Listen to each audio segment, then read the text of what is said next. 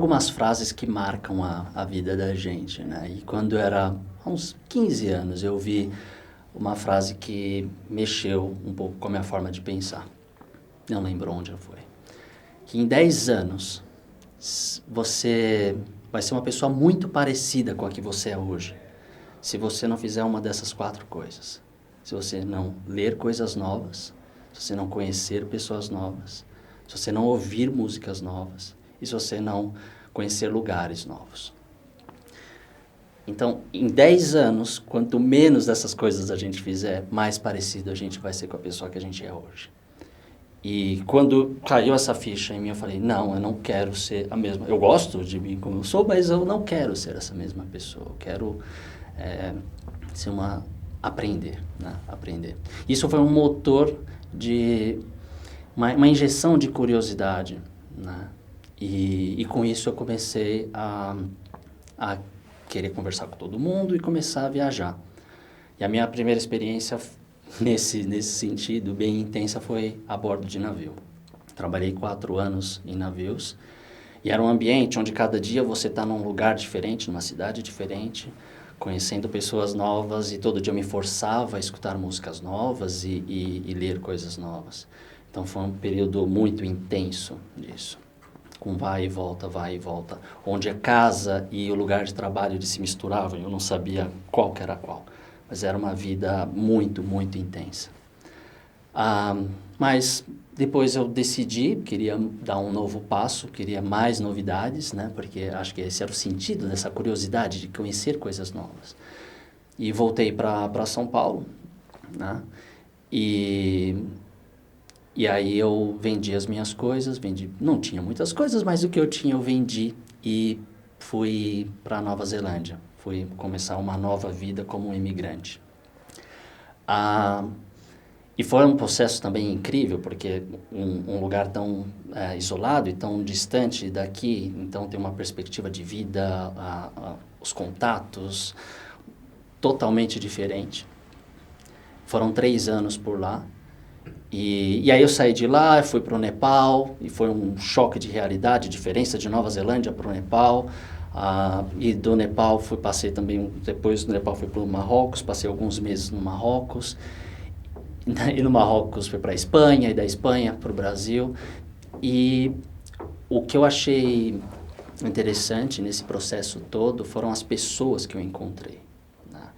Eu fotografei esses lugares, eu registrei essas histórias, mas eu conheci pessoas incríveis que realmente chacoalharam e me fizeram mudar a pessoa que eu sou. E algumas dessas pessoas, vou falar algumas dessas pessoas que realmente me marcaram. Eu conheci um marroquino, da minha idade, ele era um mês, acho, mais velho do que eu, e aleatório, na cidade de Fez. E ele falava 7 línguas.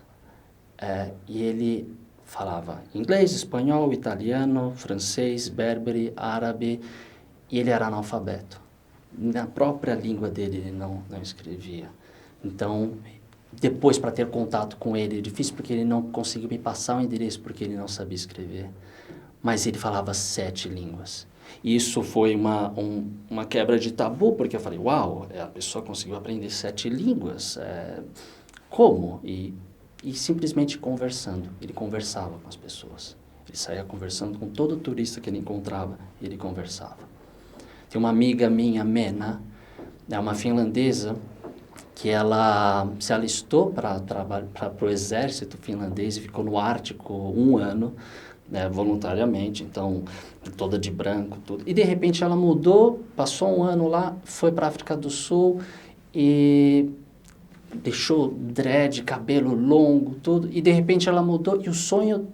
Ela era uma pessoa que mudava constantemente de lugar, de destino, de jeito. E o sonho dela, que eu mais me chamou a atenção, ela quer ser médica de vilas pequenas, de vilarejo, de povoados pequenos na América Latina. Então ela está estudando hoje medicina na Finlândia, porque ela quer trabalhar em vilarejo. Ela não via a profissão de médico como uma posição para ter status, não. O trabalho de médico, ela gosta de gente, ela quer cuidar de gente e vai onde as pessoas estão precisando mais. Eu achava isso sensacional. Um outro amigos ou pessoas que eu conhecia, na verdade anônimos, que eu encontrei durante o caminho, que me ajudaram tanto sem pedir nada em troca. Eu estive em campos de refugiados na Grécia, conversar com afegão e com sírios que tinham passado por histórias tão fortes. E quando eu cheguei lá, eu fiquei um pouco constrangido de poder entrar e sair numa boa, mas conversando ali com alguns, eles ainda me ofereciam a comida que eles tinham. E isso também era uma outra coisa que fez assim, na minha cara, na verdade. Então, com todas essas histórias dessas pessoas e daquilo que eu vi ou do que elas me ensinaram sobre os locais que elas viviam ou sobre os locais que nós estávamos, eu decidi, eu precisava contar isso de alguma forma e foi aí que eu criei o Viagem Grafia, para contar não só a dica de viagem para nós viajarmos, mas para contar algumas histórias que estão escondidas, né? Histórias de anônimos. E curiosidades de locais, quebrar alguns mitos que nós temos. E assim o Viagem Grafia começou. E quando eu voltei para cá, para o Brasil, eu comecei a me perguntar o propósito do trabalho. Eu fazia o que eu gostava, estava fazendo, eu gosto de trabalhar com viagem e tudo, mas que sentido que eu precisava daquilo? Como que eu faria para todas essas histórias que me ensinaram tanto? E agora, como que eu ia fazer com que isso fosse produtivo ou útil para melhorar a vida no lugar que eu vivo, né? Para melhorar as coisas na minha cidade? Ou que ideias que eu ouvi de algum colega ou de algum anônimo que pode ser útil para melhorar a nossa realidade? Que nós não temos só coisas negativas, né? Às vezes os meios de comunicação mais inflamam do que informam. E eu acho que a gente conhecendo as pessoas, eu acredito que existem muito mais pessoas boas, na verdade, nesse mundo, do que pessoas para se ter uma desconfiança, tudo. Porque eu nunca tive problema com as pessoas que eu encontrei. E muita gente me ajudou, muita. Então, por ser grato a isso, ficou essa questão de propósito. O que eu faço com isso? E aí o Viagem Grafia abriu esse outro campo, que é a parte de capacitação profissional, para pessoas que querem trabalhar com o turismo.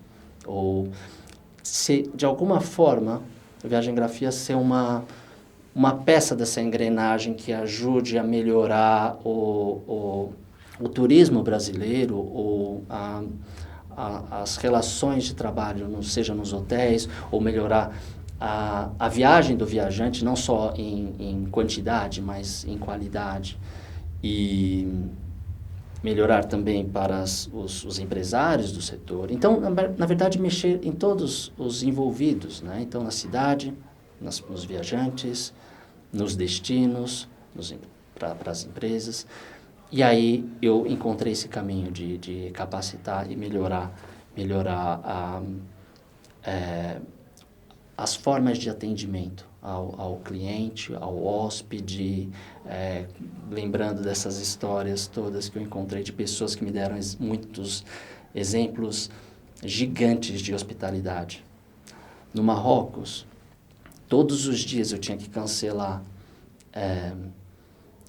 convites que as pessoas me davam para jantar na casa delas.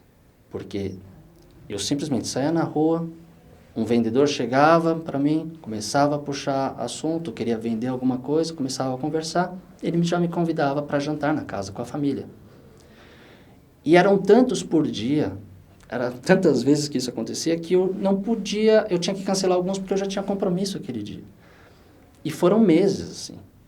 E eu passei, por um lado, foi ótimo, porque eu passei meses comendo na casa das pessoas, mas é um grau de hospitalidade que eu não tinha visto, eu não conhecia. E não é que outros lugares não têm, é só diferente, mas talvez seja só um estímulo, porque as pessoas, no final das contas, eu acredito que elas têm mais uma tendência a ser boas, né?